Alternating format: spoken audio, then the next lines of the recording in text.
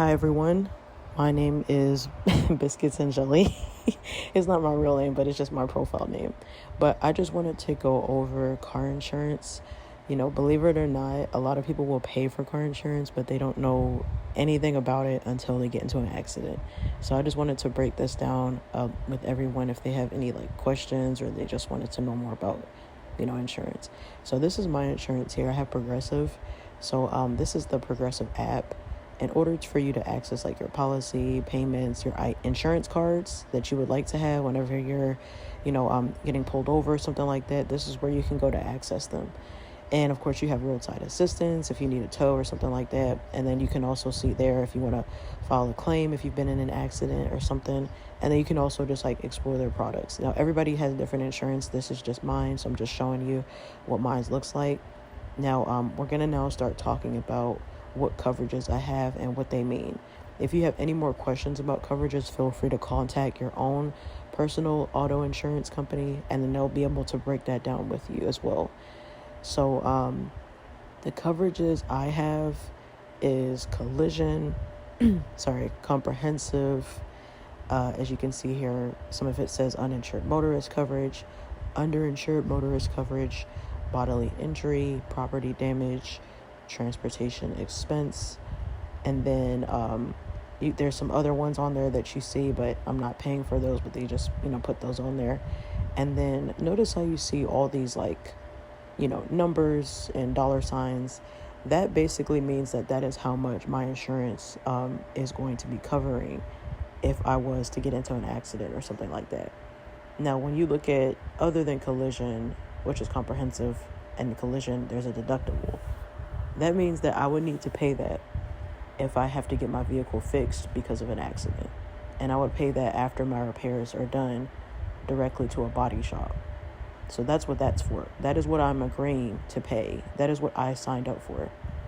And then I'll also have transportation expense. That means that you have rental coverage. So if you've ever been in an accident and you need a rental, that is what is going to apply. And we're now going to go ahead and break down what these coverages mean. And you can also look at your own car insurance to see whether or not you have these things. So we're first going to start off with collision. We're going to start off with comprehensive first. So comprehensive coverage means that you have coverage if you do. And this means that if you get hit by an animal, if an animal gets into your car, chews up your wires, if you hit an animal that's on the road, let's say your vehicle gets stolen, let's say somebody vandalizes your vehicle, let's say your vehicle is in damage because of the wind, a hurricane, flood, or let's say something falls on your vehicle like a tree. This is what comprehensive coverage is for. I recommend that everybody has this kind of coverage because let's say you're in an area where there's maybe not a lot of cars, so you feel like you shouldn't have insurance. It doesn't mean that there's not going to be animals around and weather and things like that. So I definitely recommend that, everybody has that.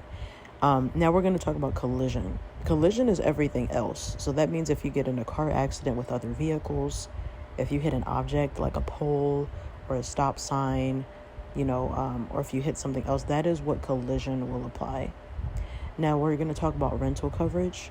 So rental coverage is basically if you have rental and it shows up as rental reimbursement or transportation expense.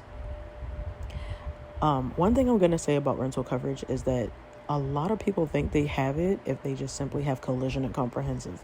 That is not the case. In order for you to add on rental coverage, you have to have this on your policy. It has to say rental reimbursement or transportation expense. This is a separate coverage.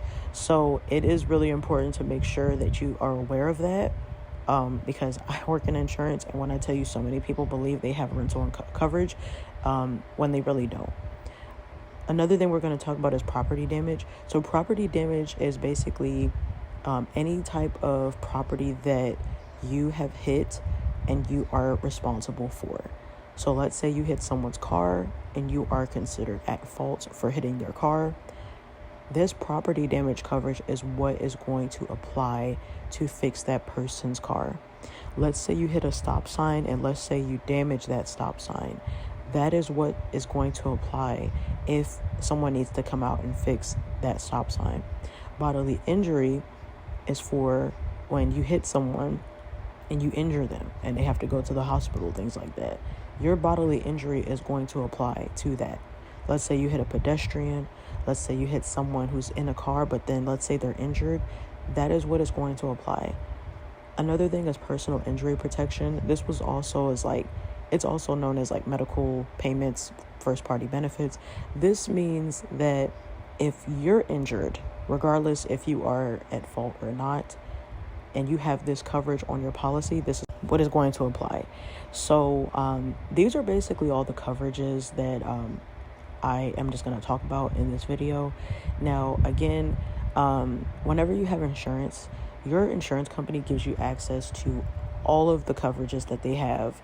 They have an index, basically like a dictionary that breaks down all of the coverages, and they go into detail about what all of them are. I definitely recommend that you look at that. Always be aware of what you're paying for. Always know what you're paying for. Always verify whether or not you have, full or a lot of coverages. Now, I will say this. I do hate when people say full coverage, because full coverage does not mean that you have full insurance coverage. I work in insurance. I cannot tell you how many times people believe that they have full coverage. Full coverage would mean that you have access or you have paid for all of the coverages that insurance company offers. Most people do not pay for all of the coverages that insurance company offers. They only pay for half of that, including myself. Nobody pays for all of the coverages. When normally what we defined in some of these policies, we say that you have coverages for your own vehicle and you have coverages for someone else's vehicle if you are held liable for their vehicle. That is how we define coverages. So I would definitely recommend that people stop saying that, because people do not know what that means. Another thing I would definitely recommend people to do is I've heard some people say that they live in some states where car insurance is not required. I honestly don't know what state people are talking about when they say that, but I recommend to always have insurance wherever you go, wherever you live, because you are going to need it if you get into an accident or if something happens. At the end of the day, we always need to have something to cover ourselves, because it is too expensive out here to not have insurance.